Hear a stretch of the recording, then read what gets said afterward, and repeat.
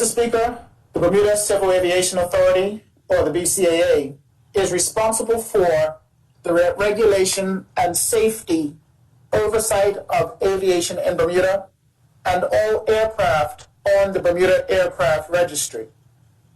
As such, BCAA is currently assessing how the recent global sanctions imposed against Russia will impact the registry.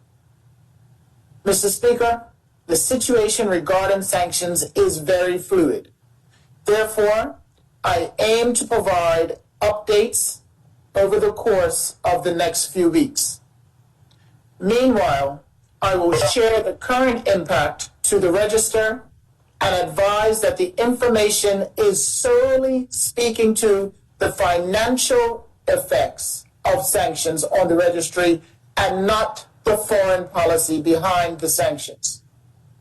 Mr. Speaker, at present, there are approximately 484 aircraft on the registry, with entities incorporated in Ireland through leasing companies, 174 aircraft registered to entities incorporated in Bermuda, 5 aircraft registered to UK or other overseas territory entities, and the remaining aircraft of approximately 85 are registered to other qualified entities incorporated mainly in the European Union member states.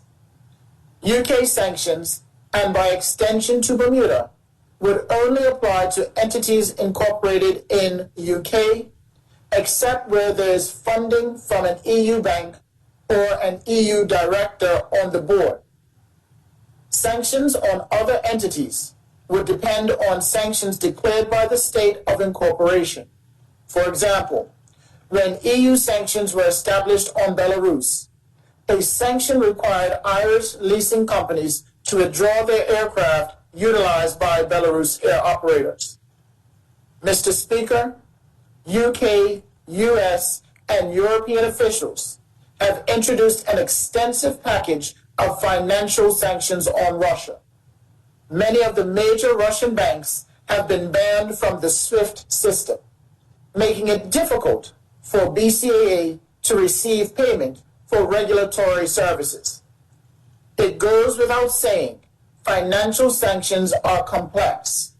As such, BCAA has engaged its legal counsel to ensure that it does not violate these sanctions.